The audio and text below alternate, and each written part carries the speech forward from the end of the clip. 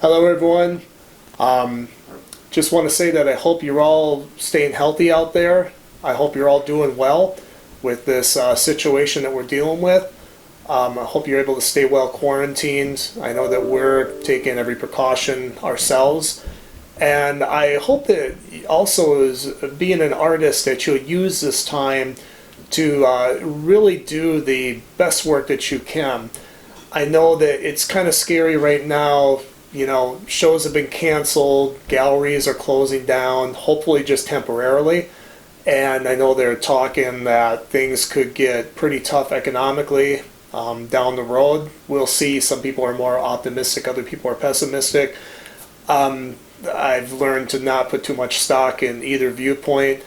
But what I do want to say is, you know, I remember going through a similar situation with the Great Recession, and it was depressing for me for a while.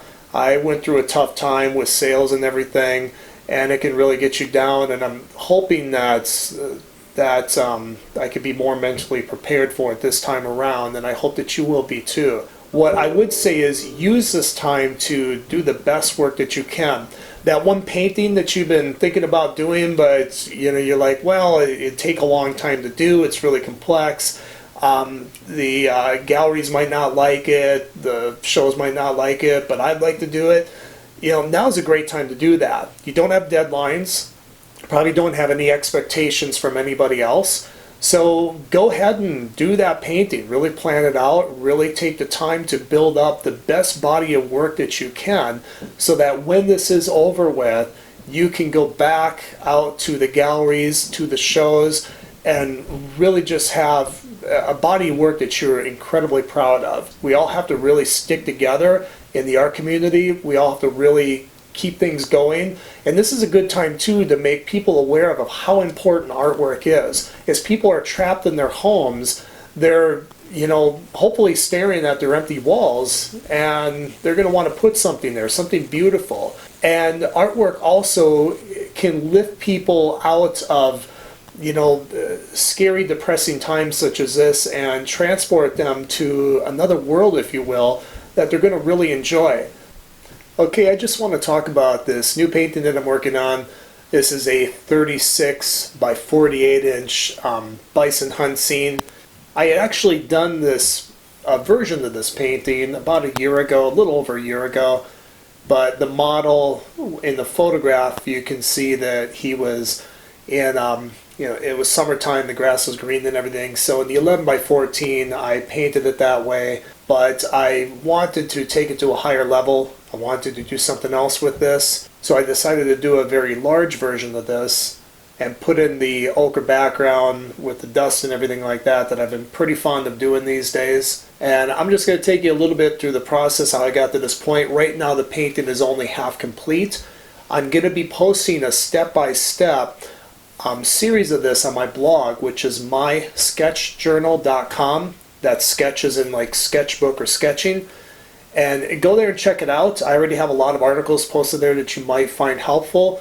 And if you want to see the step-by-step, just keep an eye on that. And I will have that posted up there hopefully within the next couple weeks. So to start this painting, what I did is I basically did a really rough oil sketch. It's very loose. I wasn't worried about any real precise drawing. I did do a tracing of my sketch onto this canvas here. This is really cheap canvas. You get it like Michael's or someplace like that, just cotton acrylic prime canvas. But it's wonderful for working out these studies because I don't care if I ruin it or not.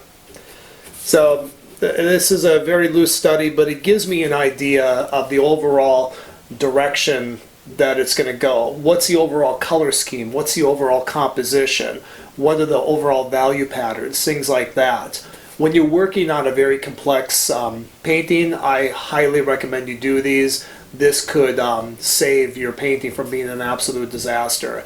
And it could also help you determine if the idea is going to work. You can try different color schemes and things like that without sacrificing a lot of time or money in paint and canvas and everything like that. The next step was doing this small study here. This is a 10 by 10 inch painting of just the warrior on the horse. Once again, this is still somewhat loose, but I brought this up to the point where I could, and I do intend to frame this and offer this for sale. But I still kept things, just somewhat vague. The bison in the background are pretty vague. The next step for this painting was transferring my small sketch that you can see here onto a 36 by 48 inch canvas.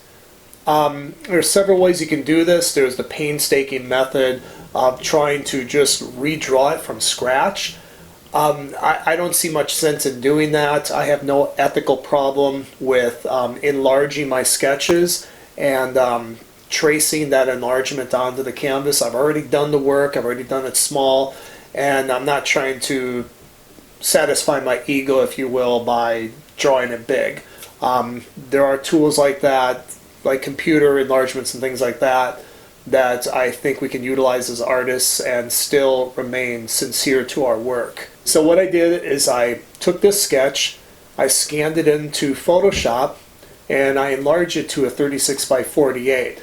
Then what I did, and this is something I kind of stumbled on just through some research, is I sent it to Staples to their, they have their print services online. You can upload this image, and they have a blueprint printing service.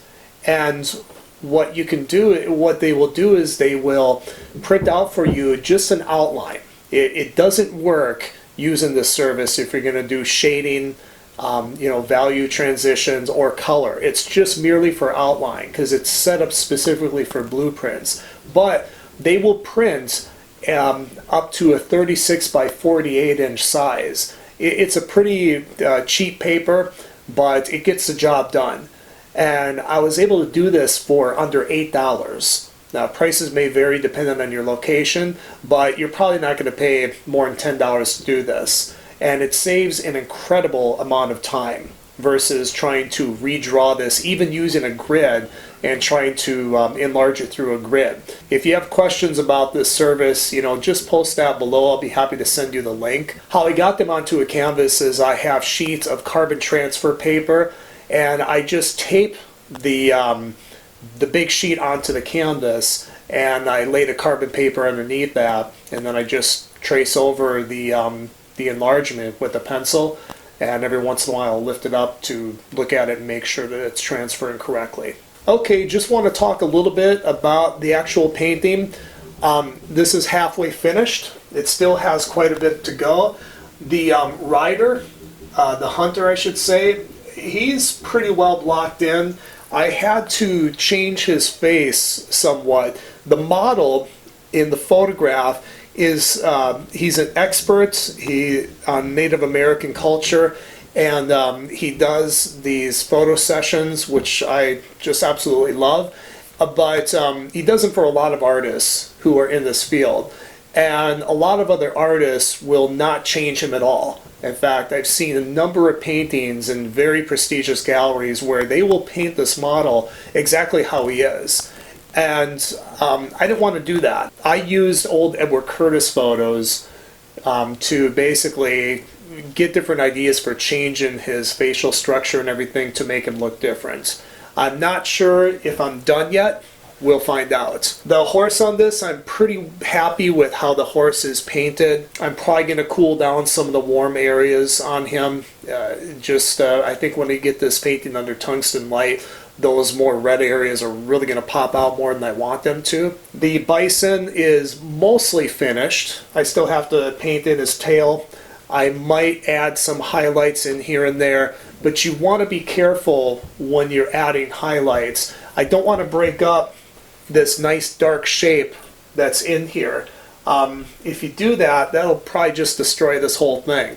You got to be careful with highlights. A lot of artists go crazy with highlights, and they will just break up that strong value mass that's in there. Another thing I like to talk about is what I'm going to do over here on the right hand side. Not totally sure yet. I might have a bison kind of coming out of the dust, running somewhat in the direction as if he or she is turning, kind of in the same direction of the main bison. It just had the face just kind of emerging from the dust, just to show part of the bison's head. I think that could have a nice dramatic effect. I just have to make sure that it's not too distracting from the focal point, which of course is the warrior on horseback and the main bison bull that he is chasing.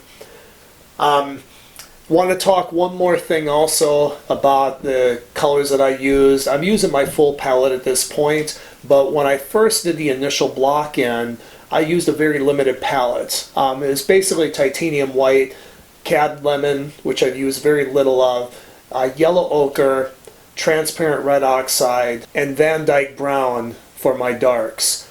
I used a simple palette because I wanted to focus primarily on drawing and composition and values at that point. I didn't want to go crazy with color. My process was to put this down, basically let it dry. I did it on a Saturday night. I didn't paint on Sunday, and then when I came back in on a Monday, that layer was pretty much dry and I could start painting over it. It gave me a nice value map, if you will, that I could build upon, especially when I'm building the details and things like that, as to make sure that I don't violate those value masses.